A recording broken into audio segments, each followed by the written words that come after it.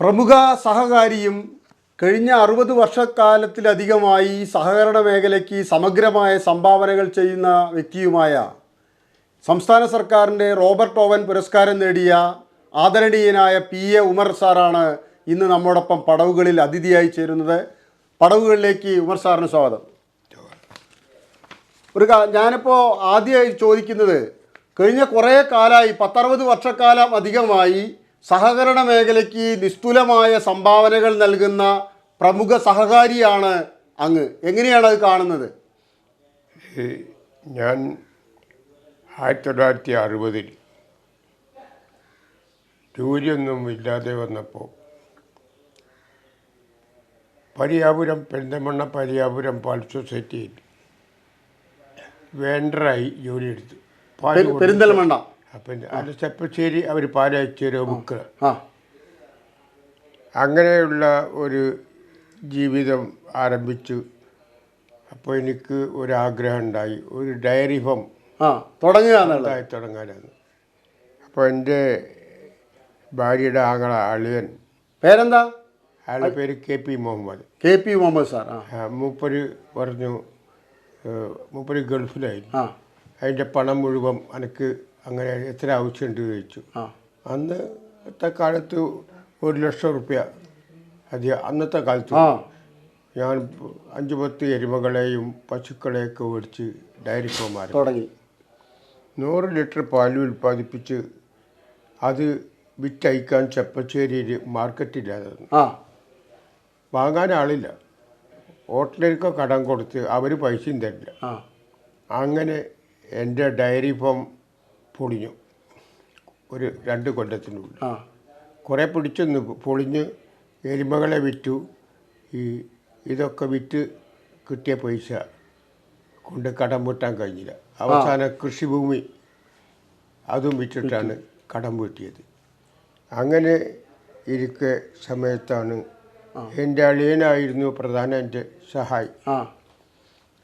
മൂപ്പരെ സഹായത്തോടു കൂടി നിൽക്കുമ്പോഴാണ് ഈ രാഷ്ട്രീയത്തിൽ ഞങ്ങളുടെ കുടുംബം പ്രാചീനമായി കമ്മ്യൂണിസ്റ്റുകാരാണ്.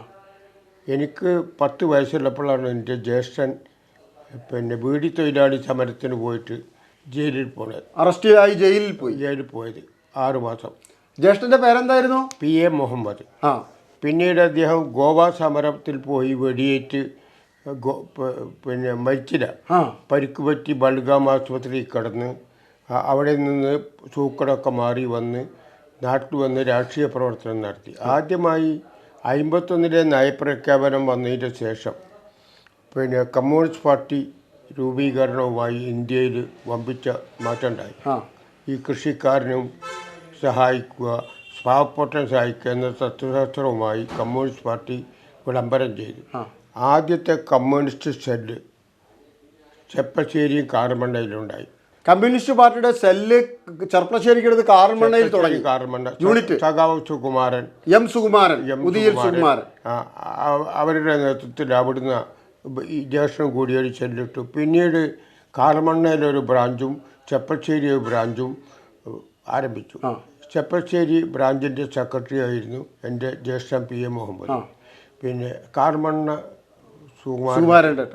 അങ്ങനെ കുറേ സഖാക്കളൊക്കെ, അന്നത്തെ രാമകൃഷ്ണൻ, ഗോപാലൻ, ഇങ്ങനെയുള്ള കുറേ സഖാക്കളൊക്കെ കമ്മ്യൂണിസ്റ്റ് പാർട്ടിയിൽ ചേർന്നു. മമ്മിച്ച, ഷാരി മമ്മിച്ച, കുട്ടിയേരി എന്ന് തുടങ്ങിയിട്ടുള്ള പപ്പുറു എന്ന മുഹമ്മദ്, കോയക്കുട്ടി, പിന്നെ മാമുക്കുട്ടി, മൈദുപ്പ, ഇവരൊക്കെ കമ്മ്യൂണിസ്റ്റ് പാർട്ടിയിൽ ചേർന്ന് അങ്ങനെ ആ പ്രവർത്തനം കണ്ട് ഞാനതിൽ ആകർഷണനായി. ഞാനങ്ങനെ അപ്പോഴേക്ക് 46-ൽ ഇന്ത്യക്ക് സ്വാതന്ത്ര്യം കിട്ടി 47 എങ്കിലും ഈ 51-ലാണ് ഇവിടെ കമ്മ്യൂണിസ്റ്റ് പാർട്ടി രൂപം കൊള്ളാൻ തീരുമാനിച്ചു. 52-53-ലാണ് രൂപം കൊണ്ടത്.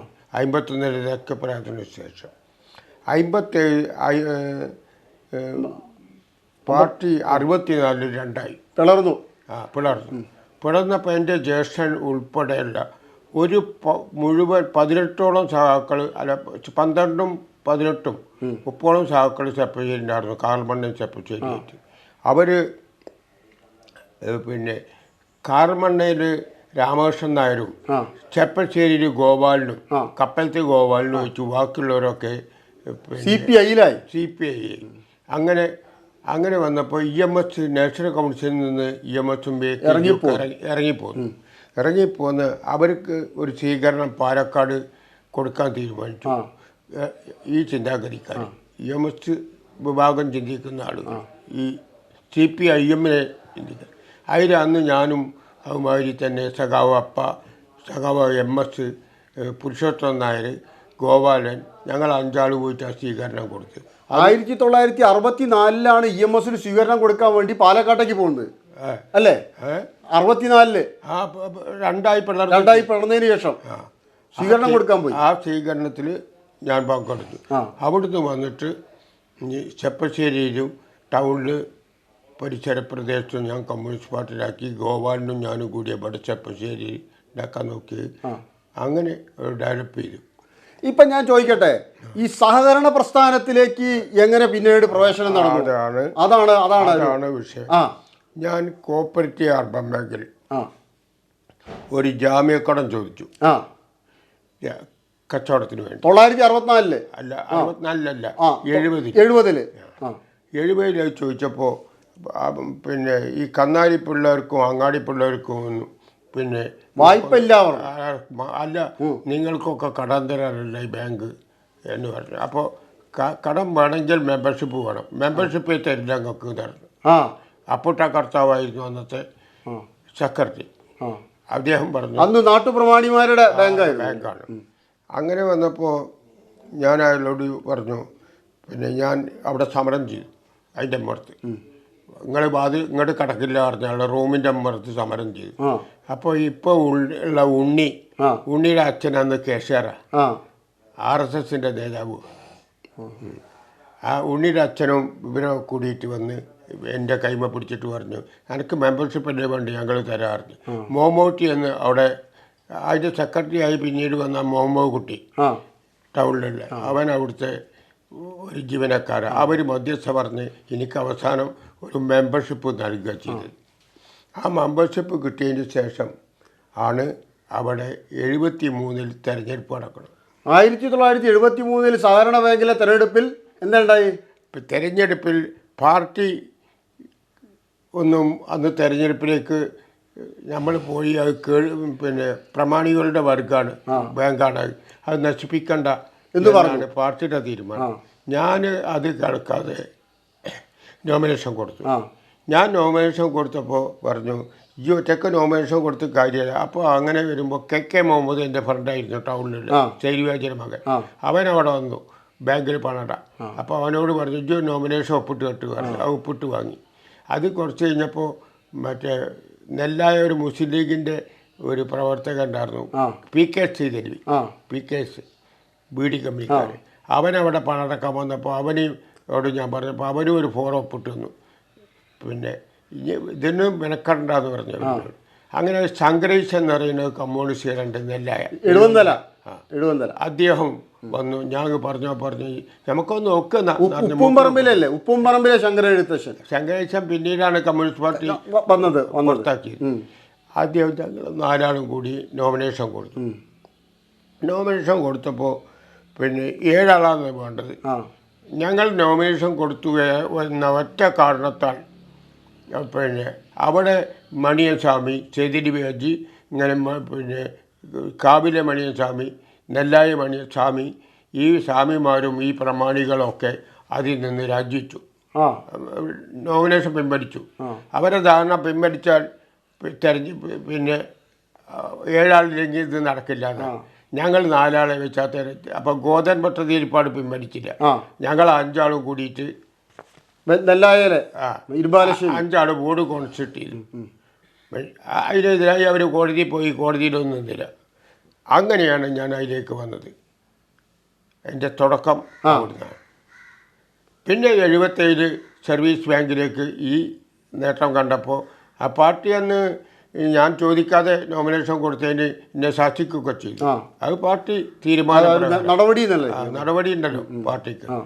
എനിക്കത് അറിയാമായിരുന്നു എങ്കിലും ഞാൻ അന്ന് ധിക്കാരപരമായിട്ട് തന്നെയാണ് ഇത് ചെയ്ത് ഇവരോടുള്ള പ്രതിഷേധം. അതെ.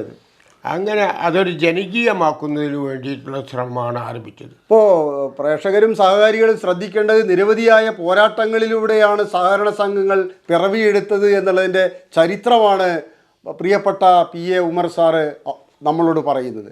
ഇവിടെ പാലക്കാട് ജില്ലാ സഹകരണ ബാങ്കിൻ്റെ പ്രസിഡൻ്റായി ദീർഘകാലം ഉണ്ടായിരുന്നു. ആ ഒരു അനുഭവം എങ്ങനെ? അത് പാലക്കാട് ചെർപ്പശ്ശേരി സർവീസ് ബാങ്ക് 77 പിടിച്ചെടുക്കുക, പോരാട്ടം നടത്തിയിട്ട്. അതും വന്ന് ഒരു പ്രമാണികളുടെ കയ്യിലായിരുന്നു. ചെർപ്പശ്ശേരി OMC നമ്പൂരിപ്പാടായിരുന്നു അതിൻ്റെ പ്രത്യേകത. ഒളപ്പമണ്ണ മഹാകവി അദ്ദേഹമായിരുന്നു. അദ്ദേഹത്തിന് ഞാൻ നോമിനേഷൻ കൊടുത്ത് എന്നോട് ചോദിച്ചു, നീ എന്തിനാ കൊടുത്തതെന്ന് ചോദിച്ചു. ഞാനവിടെ മത്സരിക്കുക, ഞാൻ ബാങ്ക് നേരെ നോക്കു ചോദിച്ചു. അയാൾ നോക്കുമെന്ന് പറഞ്ഞു. ഞാൻ എന്നെ മനക്കരുക്ക് വിളിച്ചു, കാര്യസ്ഥനെ കൊണ്ട് വിളിപ്പിച്ചു. അവിടെ ചെന്നപ്പോഴാണ് എന്നാ ഒരു കാര്യം ചെയ്യാം, ഈ നോമിനേഷൻ എൻ്റെ നോമിനേഷനാണ്, ഇത് പിൻവലിക്ക്, എഴുത്തൊന്നും ചേർത്ത്. ഞാനാണ് ഇവിടെ സെക്രട്ടറിക്ക് കൊടുത്തു കൊടുത്തത്. അങ്ങനെയാണ് ഞാൻ 77 അവിടെ വന്ന് പ്രസിഡൻ്റായത്. മഹാകവി ഒളപ്പമണ്ണ പിൻവലിച്ചു, പത്രിക പിൻവലിച്ചു. പത്രിക പിൻവലിക്കാൻ എൻ്റെ അടുത്ത് എഴുത്ത് തന്നു. മനസ്സിലായി, താൻ അത് നോക്കിയാൽ മതി, എൻ്റെ ഉപദേശമൊക്കെ ഉണ്ടാവും നേരത്തെ. അങ്ങനെയാണ് അവിടെ വന്നത്. ഇവിടെ രണ്ടു ഭാഗത്തും ഞാൻ ജനകീയമായി ബാങ്കുകളെ കൊണ്ടുപോകുന്നതിലുള്ള ആകർഷയായി. അങ്ങനെ ജില്ലാ ബാങ്ക് പിടിച്ചെടുക്കാൻ തീരുമാനിച്ചു. 86-ൽ ജില്ലാ ബാങ്കിൽ ഞാനും ഒറ്റപ്പാലം ശിവരാമനും കെ ശിവരാമൻ മൻശീരി ശിവരാമനും അച്യുത് എപ്പോഴും ഉണ്ട്, ഞങ്ങളോ കൂടിയിട്ട് അതിൽ നോമിനേഷൻ കൊടുത്ത് തെരഞ്ഞെടുപ്പുണ്ടായി. കുറച്ച് വോട്ട്, നിസ്സാര വോട്ടുകൾക്ക് ഞങ്ങളൊക്കെ ജയിച്ചു കൊടുത്തത് അന്ന് 1986. അങ്ങനെ അതിൽ ഭരണസമിതി അംഗമായി. 2 ടേം കഴിഞ്ഞപ്പോൾ പിന്നെ പാർട്ടി എന്നെ അതിൻ്റെ പ്രസിഡൻ്റാക്കി. അപ്പോൾ ചെർപ്പശ്ശേരി സർവീസ് ബാങ്ക് ഞാൻ പ്രസിഡന്റ് സാറിന് രാജിവെച്ചു. അവിടെ പ്രാഥമിക സംഘമാണ്, അവിടെ അപ്പെക്സ് ബോഡിയാണ്. ഇവിടെ ഭരണസമിതിയിൽ നിൽക്കുന്നത് ബാലകൃഷ്ണനെ പ്രസിഡൻ്റാക്കി, കെ ബാലകൃഷ്ണൻ.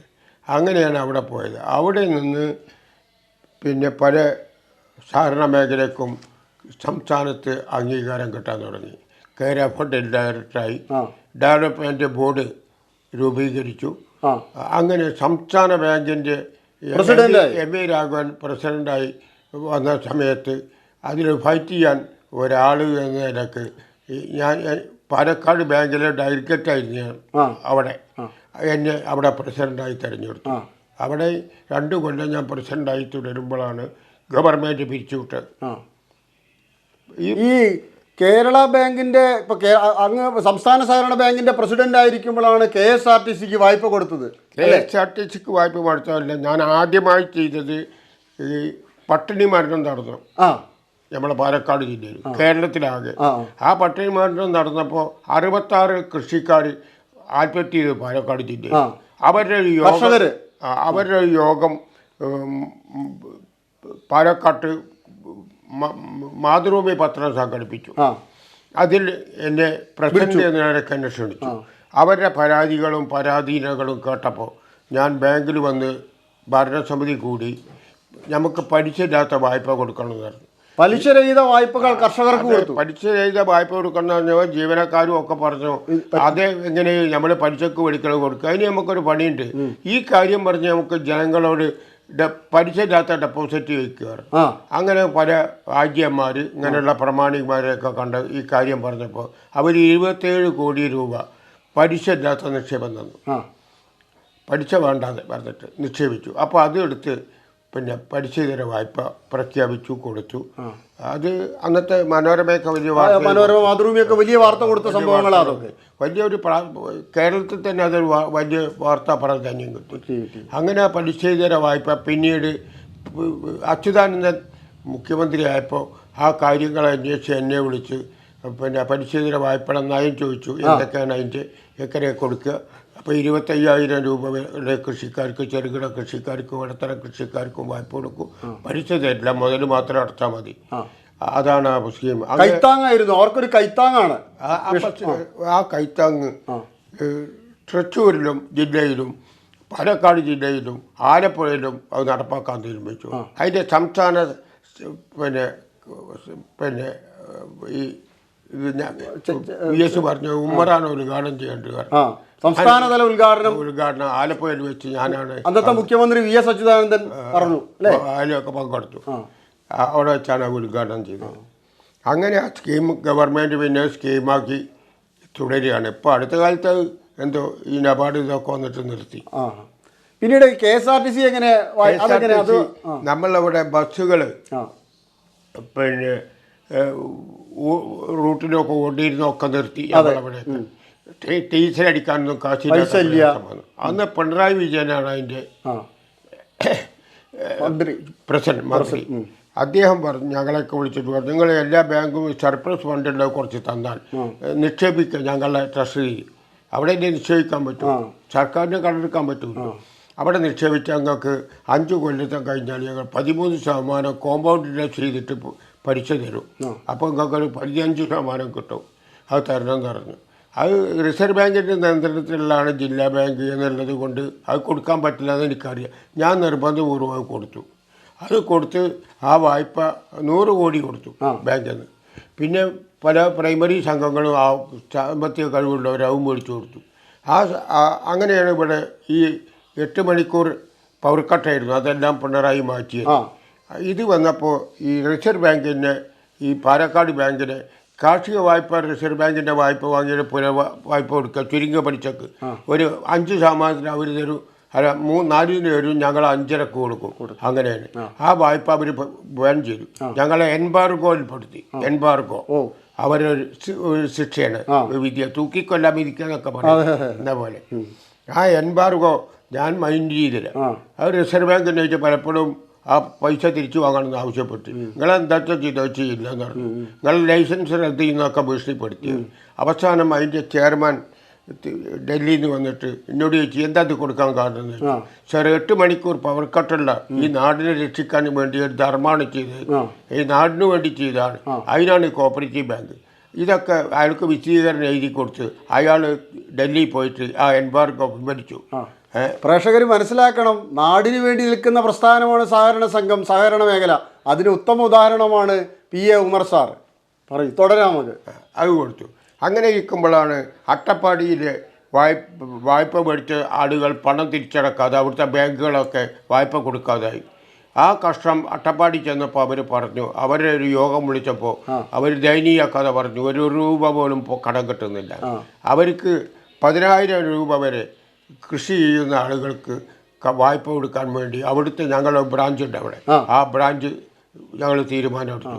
ആ പലിശ ഇല്ലാത്തതും പലിശ ഉള്ളതുമായിട്ട് വായ്പ അവർക്ക് ജാമ്യക്കടമായി അവർക്ക് എല്ലാവർക്കും കൊടുത്തു. അങ്ങനെ ആ വായ്പ കൊടുത്ത് ആ വായ്പയും റിസർവ് ബാങ്ക് തടഞ്ഞു. അത് തടഞ്ഞപ്പോഴും ഈ അതിന് ഗുണം കിട്ടിയെന്ന് വെച്ചാൽ അപ്പോഴാണ് ആ സമയത്താണ് കേന്ദ്രത്തിൽ ഒരു ഭരണമാറ്റം വന്ന് ഇയാൾ പ്രധാനമന്ത്രിയായത്. ആര്? മറ്റേ മൻമോഹൻ സിംഗ് ആണ്. അല്ല, മറ്റേ ഇയാൾ മൻമോഹൻ സിംഗ് അല്ല, എന്തായാലും VP സിംഗ് ഒരു പ്രഖ്യാപനം നടത്തി. 10,000 രൂപ വരെയുള്ള എല്ലാ കടങ്ങളും പലിശ റദ്ദ് ചെയ്യാൻ. ആ അട്ടപ്പാടി കൊടുത്ത എല്ലാ വായ്പയും തിരിച്ചു കിട്ടി. ഈ KSRTC ഞാൻ അതിൻ്റെ ഇടയിൽ പറഞ്ഞു നിർത്തി. മറ്റേ ഡീസൽ. അപ്പം ഞാനും കൃഷ്ണൻകുട്ടി ഇപ്പോഴത്തെ മന്ത്രി എൻ്റെ അന്നത്തെ ബാങ്കിൽ ഞാൻ അയാളോട് ഞാൻ സംസാരിച്ചു. ഞങ്ങൾക്ക് മന്ത്രിയെ പോയി കാണാതെ പറഞ്ഞു. നാടാരെ പോയി കണ്ടു. നാടാരെ പോയി കണ്ടിട്ട് ഞാൻ പറഞ്ഞു, എങ്ങനെ ഞങ്ങൾ നിങ്ങൾക്ക് 10-30 ബസ് അവിടെ റൂട്ട് ഞങ്ങൾ നിശ്ചയിക്കും. ആ റൂട്ടിൽ ബസ് നിങ്ങൾ കൂട്ടുക. അതെ. മൂപ്പര് പറഞ്ഞു, മന്ത്രി മൂപ്പരാ. മൂപ്പരോട് പറഞ്ഞു ശരി, അതിനെന്താ കണ്ടീഷനൊക്കെ ഒന്ന് എഴുതി കാട്ടുക. ഞാൻ കണ്ടീഷൻ എഴുതി കൊണ്ടുപോയി അതൊക്കെ കൊടുത്തു. അവസാനം അയാൾ പറഞ്ഞു സമ്മതിച്ചു പറഞ്ഞു. അയാൾ അത് ഒരു തീരുമാനമാക്കിയിട്ട് തന്നു. അങ്ങനെ 33 റൂട്ട്, അതായത് കോഴിക്കോട് ഇപ്പോഴും ഓടുന്നുണ്ട് 10 bus, town to town, Palakkad Kozhikode. അത് ഏർവാടിക്ക് ബസ് കിട്ടും. ഇപ്പം ഇതേ ഓടുന്ന 2 ബസ്സുണ്ട്. ഒന്ന് ഗുരുവായൂർ കോയമ്പത്തൂർ, അതുമാതിരി തന്നെ കോയമ്പത്തൂർ ഇങ്ങനെയുള്ള ഈ ബസ്സുകൾ തിരുവനന്തപുരത്തേക്ക് ഒരു 4-5 ബസ് കിട്ടും. ഇങ്ങനെയുള്ള 33 റൂട്ടിലുള്ള ബസ് അതിൻ്റെ കമ്പനിക്ക് ഇവർ കൊടുത്താൽ സമ്മതിക്കില്ല. കമ്പനിക്ക് ഞാൻ തന്നെ പണം അയച്ചു. അവരെ കൊണ്ട് കൊട്ടേഷൻ വാങ്ങിയിട്ട് 33 ചേസിന് ബോഡി കെട്ടാൻ ബോഡി നിർമ്മിക്കുന്നവർക്ക് അവർക്കും കൊടുത്തു. ആ പൈസയും ബാങ്ക് കൊടുത്തു. ആ പൈസ കൂടി കണക്ക് കൂട്ടിയിട്ട് 400 രൂപ ഒരു ദിവസം ഒരു ബസ് അടക്കുക.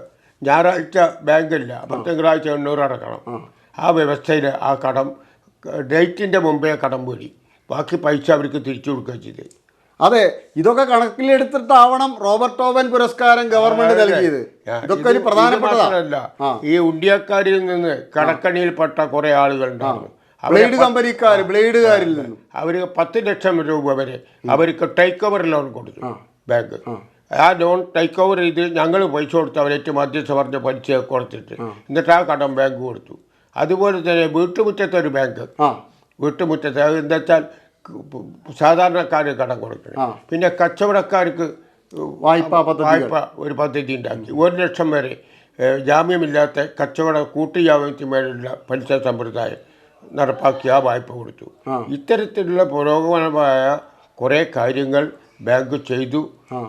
ഈ സഹകരണ മേഖലയ്ക്ക് എന്തൊക്കെ ചെയ്യാൻ പറ്റും, എന്തൊക്കെ ചെയ്യാൻ പാടില്ല, പാടില്ലാത്ത കാര്യമടക്കം ജനങ്ങൾക്ക് വേണ്ടി ചെയ്തു.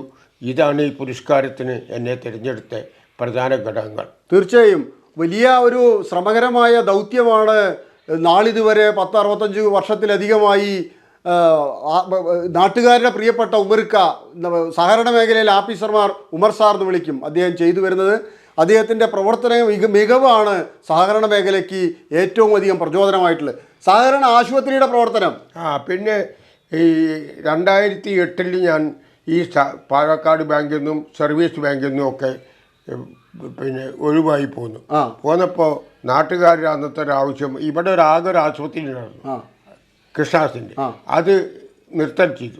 അത് നിർത്തൽ ചെയ്തപ്പോൾ ആശുപത്രി വേണമെന്നുള്ള മുറവിളി കൂട്ടി. അങ്ങനെ ഞാനും പി കെ സുധാകരനും ഒക്കെ കൂടി ഒരാശുപത്രി ഉണ്ടാക്കാൻ തീരുമാനിച്ചു. അങ്ങനെ അവിടെ ഒരു പ്രൈവറ്റ് ആശുപത്രി ഉണ്ടായിരുന്നു, പെരുന്തമണക്കാർ നടത്തിയിരുന്നത്, റോയൽ ആശുപത്രി. ആ ആശുപത്രി അവർ ഞങ്ങൾക്ക് അത് സ്റ്റോപ്പ് ചെയ്തിരുന്നു. ആ കെട്ടിടത്തിൽ സുധാകരൻ പ്രസിഡന്റും ഞാൻ വൈസ് പ്രസിഡന്റുമായിട്ട് അങ്ങനെ ആരംഭിച്ച് സുധാകരൻ പിന്നീട് 3 കൊല്ലം കഴിഞ്ഞപ്പോൾ മാറിയിട്ട് എന്നെ അതിൻ്റെ ചെയർമാനാക്കി. അങ്ങനെ 10 കൊല്ലം ഞാൻ അതിൻ്റെ പ്രവർത്തിച്ചു. 5 കൊല്ലം ചെയർമാനായി. ആ കാലത്താണ് അതിന് 10 കോടി രൂപയോളം മിച്ചമുണ്ടാക്കി. ജീവനക്കാർക്ക് എല്ലാ ഫെസിലിറ്റീസും കൊടുത്തു. സ്ഥിരം ജീവനക്കാരെ 50 ആളെ വെച്ചു. ഇപ്പോഴും ബാക്കി ഒരാളെയും പിന്നെ വെച്ചിട്ടില്ല, വെച്ചു. അതിനൊരു സബ് റൂൾ ഉണ്ടാക്കി. അതിന് നല്ല അത് മാത്രമല്ല, ഇവിടെ സഹകരണ ഡിപ്പാർട്ട്മെൻറ്റ് എല്ലാ വർഷവും കൊടുക്കുന്ന ട്രോഫി ഞങ്ങൾ കൊടുത്തു. ഏറ്റവും നല്ല കേരളത്തിലെ 100 ആശുപത്രികളെ പരിശോധിച്ച് 54 എണ്ണം പ്രവർത്തിക്കുന്നതാണ്. അത് പരിശോധിച്ച് EMS, പിന്നെ അതുമാതിരി കൊല്ലത്തെ ആശുപത്രി, ഈ പാലക്കാട്, ഇതിനെയൊക്കെ പരിശോധിച്ച് ഏറ്റവും നല്ല ആശുപത്രി എന്ന പുരസ്കാരവും ആ കാലത്താണ് നേടിയെടുക്കാൻ കിട്ടിയത്. ഇപ്പോൾ അത് മാത്രമല്ല, ഈ സർവീസ് ബാങ്കിനെ സംബന്ധിച്ച് നമ്മളെ VP സിംഗ് അല്ല, ഇതിൻ്റെ ഉപമന്ത്രി മൻമോഹൻ സിംഗ് ആണ്. മൻമോഹൻ സിംഗ് പിന്നെ സഹകരണ മേഖലയിലുള്ള കാര്യങ്ങൾ പഠിക്കുന്നതിന് വേണ്ടി കമ്മിറ്റി വെച്ചു. അവരൊരു സർവേ നടത്തി. ഏറ്റവും നന്നായി പ്രവർത്തിക്കുന്ന സംഖ്യ ഏതാണ്? 1,05,000 സംഘങ്ങളെ അവർ കമ്പ്യൂട്ടറൈസ് ചെയ്തു. എന്നിട്ട് അതിൽ നിന്ന് ഏറ്റവും നല്ല സംഘം എന്ന് പറഞ്ഞ് കേരളത്തിലെ ചെർപ്പശ്ശേരി സർവീസ് ബാങ്കിനെയാണ് ഇന്ത്യ ഗവൺമെൻറ് അംഗീകരിച്ചത്. പ്രധാനമന്ത്രിയുടെ പുരസ്കാരം വാങ്ങിയ ബാങ്കിന്റെ പ്രസിഡന്റ് ആയിരുന്നു. അല്ല, അന്ന് ഞാനല്ല പ്രസിഡന്റ്, ഞാൻ ഭരണസമിതി അംഗമാണ്. അഡ്വക്കേറ്റ് ജയനാണ് പോയി വാങ്ങിയത്. 50,000 രൂപയും ഒരു പത്രമാണ് കിട്ടിയത്. ആ പുരസ്കാരവും കിട്ടിയിട്ടുണ്ട്. ആശുപത്രിക്കും പുരസ്കാരം കിട്ടിയിട്ടുണ്ട്. ഞാൻ ചോദിക്കുന്നത്, സഹകരണ മേഖലയിലെ പ്രതിസന്ധികൾ പരിഹരിക്കാൻ വല്ല പാക്കേജുകളും കൈവശമുണ്ടോ? സഹകരണ മേഖലയിൽ ഈ കാണുന്ന പ്രതിസന്ധികൾ, ഇന്നത്തെ പ്രതിസന്ധി എന്ന് പറഞ്ഞാൽ അത് 2-4-5 മിനിറ്റ് കൊണ്ട് പറയാൻ പറ്റുന്ന ചുരുക്കി പറയാം. പ്രതിസന്ധി എന്ന് പറയുന്നത്, നമ്മുടെ രാജ്യത്ത് നോട്ട് ഉപരോധം വന്നു. നോട്ട് വിരോധം വന്നപ്പോൾ സെൻട്രൽ ഗവൺമെൻറ്റും RBI ഒക്കെ ഈ സഹകരണ മേഖലയെ തകർത്തണം എന്നുള്ള അവർക്ക് ലക്ഷ്യമുണ്ടായിരുന്നു. കാരണം എന്താ വെച്ചാൽ ഇന്ത്യ രാജ്യത്തെ ഡെപ്പോസിറ്റ് വാങ്ങി വായ്പ കൊടുക്കുന്ന ഏക സംസ്ഥാനം, പാരൽ ബാങ്കിങ് നടത്തുന്ന സംസ്ഥാനം ഈ കേരളമാണ്. RBI സഹകരണ പ്രസ്ഥാനത്തെ രക്ഷിക്കാൻ ശ്രമിക്കുന്നില്ല. അപ്പോൾ RBI ഈ സ്വകാര്യ ബാങ്കുകൾക്ക് പ്രാമുഖ്യം കൊടുക്കുക. അവരുടെ ബാങ്കുകളാണ് കനറ, വിജയ, SBT, SBI ബാങ്കുകൾ. അതിനെ നമ്മൾ വെല്ലുവിളിക്കാൻ തുടങ്ങി കോപ്പറേറ്റീവ് മൂവ്മെൻറ്റ്. അതിൻ്റെ ഉദാഹരണം പറയാം. കാരണം ഇപ്പോൾ അതിൻ്റെ ഒരു സ്ഥിതി പറഞ്ഞാലേ മനസ്സിലാവൂ. ഈ കേരളത്തിലെ 1609 സംഘങ്ങളുടെ നിക്ഷേപം എത്രയെന്നറിയും? 3 ലക്ഷം കോടി. 3 ലക്ഷം കോടി എന്ന് പറഞ്ഞാൽ കേരള ഗവൺമെൻറ്റിൻ്റെ ഒരു ബഡ്ജറ്റ് 7 ബഡ്ജറ്റ് തുകയാണ് നമ്മളൊരു വർഷം കൈകാര്യം ചെയ്യുന്നത്. അത്രയും വലിയൊരു ശക്തിയായി ഗവൺമെൻറ്റിനേക്കാളും ജനസേവനം ചെയ്യുന്ന ശക്തിയായി സഹകരണ മേഖല മാറിയിട്ടുണ്ട്. ഇതിനെ തകർത്തുക എന്നൊരു ലക്ഷ്യം അവർക്കുണ്ടായിരുന്നു. അപ്പോൾ ഇവർ ഇതിനു വേണ്ടിയിട്ടുള്ള നിയമനിർമ്മാണങ്ങളും നടത്തി 60 സഹകരണ നിയമം തന്നെ കേന്ദ്രത്തിൽ ഭേദഗതി ചെയ്തു. അനവധി സർക്കുലർ ഇറക്കി. അതിനെ നമ്മൾ കോടതിയിൽ പോയിട്ടാണ് ചോദ്യം ചെയ്ത് നിലനിർത്തിയത്. അപ്പോൾ ഇത്തരത്തിലുള്ള ഒരു സംവിധാനം ആശുപത്രി നടത്തുന്ന ഈ ഇന്ത്യയിലെ ഒരു സംസ്ഥാനം കേരളമാണ്. സഹകരണ പ്രസ്ഥാനം, എഞ്ചിനീയറിംഗ് കോളേജ്, മെഡിക്കൽ കോളേജ്, ഇതൊക്കെ നടത്തുന്ന എല്ലാ തുറകളിലും നല്ല നിരക്ക് മുന്നേറുന്ന കേരളത്തിലെ ഒരു സഹകരണ മേഖലയാണ്. ഇതിനെ തകർത്തുക എന്ന അവരുടെ ലക്ഷ്യത്തിൻ്റെ ഭാഗമായിട്ടാണ് ഇപ്പോൾ ഈ ആപത്തൊക്കെ വന്നിട്ടുള്ളത്. ഈ ആപത്തിൻ്റെ ഭാഗമായിട്ടാണ് അവർ കണ്ടത്. വോട്ട് വിരോധനം വന്നപ്പോൾ പിന്നെ കേരളത്തിലെ സഹകരണ മേഖലയെ തടഞ്ഞു. അവർ അവിടെ ഒരു പ്രവർത്തനം നടത്താൻ സമ്മതിച്ചില്ല. അതിനെ അതിജീവിച്ചുമാണ്. തീർച്ചയായും നിരോധനം കഴിഞ്ഞിട്ട് പരിശോധിച്ചപ്പോൾ ഡെപ്പോസിറ്റ് വർദ്ധിക്കുക ചെയ്തത്. ആരും ഇതിനെ വെറുത്തു പോയില്ല. പൊതുജനങ്ങൾ ഏറ്റവും കൂടുതൽ സ്നേഹിക്കുന്ന ഒരു മേഖലയാണ് സഹകരണ മേഖല എന്ന് അത് തെളിയിച്ചു കൊടുത്തു. അത് കഴിഞ്ഞപ്പോൾ വെള്ളപ്പൊക്കം, അതുമാതിരി കെടുതികൾ വന്നു. ഇതെല്ലാം കഴിഞ്ഞ് നമ്മൾ മാതൃക കാണിച്ച ലോകത്തിലെ ഒരിതാണ്. പ്രളയമുണ്ടായപ്പോൾ വീട് നഷ്ടപ്പെട്ടു. 2000 വീടാണ് പിന്നെ സ്വന്തം നിരക്ക് കെട്ടിക്കൊടുത്തത്. ആര് ചെയ്തു? ഒരു ചാക്ക് ഉപ്പ് മേടിച്ചിട്ട് ഈ വാണിജ്യ ബാങ്കുകൾ കൊടുത്തോ? ഒരു ചാക്ക് ഉപ്പ് കൊടുത്തില്ല. ഒരു നാഴ്ച ഉപ്പ് വാരി കൊടുത്തോ? ഇല്ല. അവർ ഇവിടുത്തെ ഈ പണം കൊള്ളയടിച്ച് പണക്കാർക്ക് കൊണ്ടുപോയിട്ട് വായ്പ കൊടുക്കല്ലേ. ഇവിടെ സഹായം ചെയ്യാതെ ഈ വാണിജ്യ ബാങ്കുകൾ ആളുകൾ അവിടെ കൊണ്ടുപോയിടുക പണം. ഇത് അറിയാത്തതുകൊണ്ടാണ് കൊണ്ടുപോയിരുന്നത്. സേവനം, മനുഷ്യസ്നേഹം, മനുഷ്യപ്പറ്റുള്ള ഒരു സ്ഥാപനമാണ് സഹകരണ പ്രസ്ഥാനം തെളിയിച്ചു. യെസ്. പ്രിയപ്പെട്ടവരെ, സഹകരണ മേഖല ജനങ്ങളുടേതാണ്. ആ സഹകരണ മേഖലയ്ക്ക് വേണ്ടി ജീവിതം മുഴുവനെ ഒഴിഞ്ഞു വെച്ചിട്ടുള്ള ഒരു മനുഷ്യനാണ്, സഹകാരിയാണ് കേരളത്തിൻ്റെ അറിയപ്പെടുന്ന PA ഉമർ സാറ്. ഉമർ സാറാണ് പടവുകളിൽ നമ്മളെ ഇതുമായി ബന്ധപ്പെട്ട കാര്യങ്ങൾ കുറച്ചു നേരം സംസാരിച്ചത്. ഒരുപാട് പറയാനുള്ള ഒരു വ്യക്തിയാണ്. സഹകരണ മേഖലയെക്കുറിച്ചും കമ്മ്യൂണിസ്റ്റ് പ്രസ്ഥാനത്തെക്കുറിച്ചും നാട്ടിലെ സാമൂഹ്യ ക്രമങ്ങളെക്കുറിച്ചും ധാരാളം അറിവുള്ള ഒരു മഹാമനുഷ്യനാണ് PA ഉമർ സാറ് നമ്മുടെ പടവുകളിൽ അതിഥിയായി എത്തിയത്. സമയക്കുറവ് കൊണ്ട് നമ്മൾ ചുരുക്കുകയാണ്. വീട്ടിലെ കുടുംബം എങ്ങനെ? കുടുംബം എന്ന് പറഞ്ഞാൽ എനിക്ക് 4 മക്കളാണ്. 3 ആണും ഒരു പെണ്ണും. മൂത്ത മകൻ തൊട്ട വീടന്നെ മരിച്ചു. അവൻ്റെ മക്കൾ 2 ആളുണ്ട്. മറ്റ് 2 കുട്ടികൾ ഉണ്ട്. മകളെ കല്യാണം കഴിച്ചു കൊടുത്തു. അവള് കാർമണ്ണയിലാണ് താമസം. ഇപ്പോൾ ബാങ്ക് ഡയറക്ടർ ഒരാള് ബാങ്കിലെ എൻ്റെ ചെറിയ മകൻ ഇപ്പോൾ അർബൻ ബാങ്കിലെ ഡയറക്ടർ ഷാബു. മറ്റു കുട്ടികളെയൊക്കെ കല്യാണം കഴിച്ചു. അവരൊക്കെ വേറെ താമസിക്കും. സഹധർമ്മിണി എന്തോ ബാങ്കിന്റെ പ്രസിഡന്റ് അല്ലായിരുന്നു? വനിതാ ബാങ്കിന്റെ അല്ലേ? വനിതാ ബാങ്കിന്റെ 10 കൊല്ലം ഡയറക്ടറായിരുന്നു. പേരെന്താ? പാർട്ടി മെമ്പറായിരുന്നു. ആയിഷ പാർട്ടി മെമ്പറായിരുന്നു. മൂത്ത മകൻ അർബൻ ബാങ്കിൽ തന്നെ മാനേജറായി ജോലി ചെയ്തിരുന്ന ആളാണ്. നമ്മുടെ കൂടെയൊക്കെ ജോലി ചെയ്തിട്ടുള്ള മാനേജറായിരുന്നു സലീം ക. അല്ല, എൻ്റെ മകൻ അവിടെ ഇപ്പൊ ജോലി ചെയ്യുന്നുണ്ട്. മരിച്ച ഒഴിവിൽ മകന് ജോലി. ജാസിർ, PAM ജാസിർ. യെസ്. വലിയ സന്തോഷമുണ്ട് കുറച്ചു നേരം സംസാരിക്കാൻ പറ്റിയതിൽ. എന്തായാലും ഈ പുരസ്കാരം ലഭിച്ചതിൽ നമുക്ക് വലിയ സന്തോഷം. അത് പങ്കുവെക്കാൻ കൂടിയാണ് വന്നത്. വലിയ സന്തോഷം. നമ്മുടെ പ്രേക്ഷകർക്ക് ഇതുമായി ബന്ധപ്പെട്ട് സഹകരണ മേഖലയെ സംബന്ധിച്ച് ഒരു 4 മണിക്കൂറെങ്കിലും സംസാരിക്കാണ്ട് അതിൻ്റെ സർവ്വ വിഷയം. ഞാൻ അതിൻ്റെ രത്നച്ചുരുക്കം മാത്രമേ പറഞ്ഞുള്ളൂ. വളരെയധികം പറയാനുള്ള ഒരു സഹകാരിയാണ് ആദരണീയനായ PA ഉമർക്ക. എന്തായാലും നമുക്ക് വീണ്ടും എപ്പോഴെങ്കിലും അദ്ദേഹവുമായി സംസാരിക്കാം. ഇപ്പോൾ ചുരുക്കുന്നു. വലിയ സന്തോഷം. നന്ദി. നമസ്കാരം.